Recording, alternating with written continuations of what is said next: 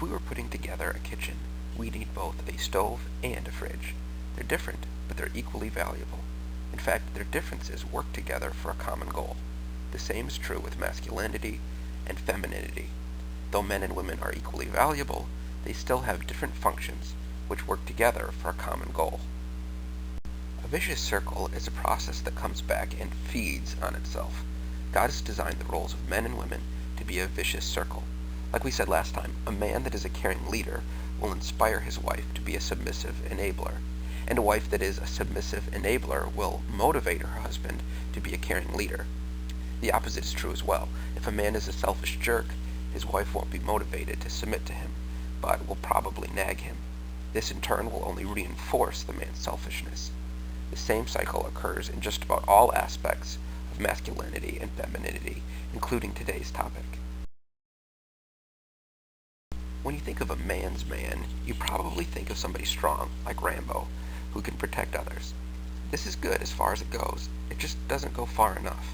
In the Bible, men are called to be sacrificial protectors. Men are to protect, but the Bible reminds us that there are more dangers than just physical dangers. Men need to protect from emotional, intellectual, and spiritual dangers as well. This destroys the idea that men can be detached from relationships. Instead, they are the guardians in relationships. Moreover, the Bible calls men to be sacrificial protectors. Love is best understood in the language of sacrifice. A real man sacrifices and protects, even if it costs him. Let's consider Abraham. Twice on his journeys, he told Sarah to lie by saying that she was not his wife, but his sister.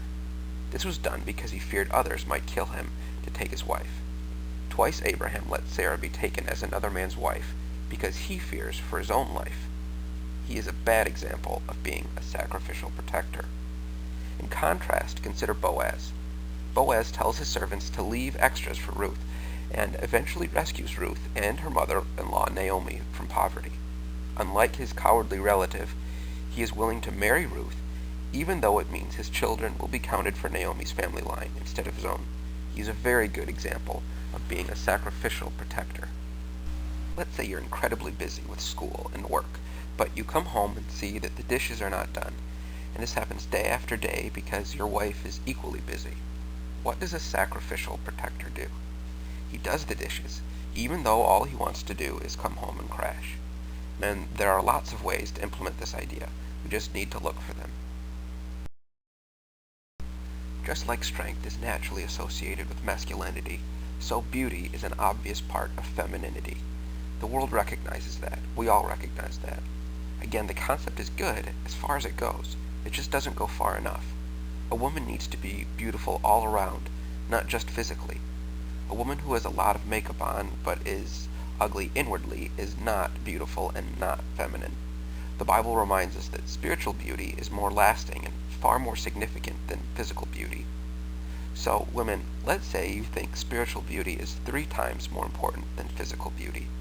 That means that if you spend 20 minutes improving your physical appearance, you should spend an hour getting ready spiritually. Again, the love story of Ruth and Boaz illustrates this well. Boaz is attracted to Ruth because of her reputation. All the city of my people doth know that thou art a virtuous woman.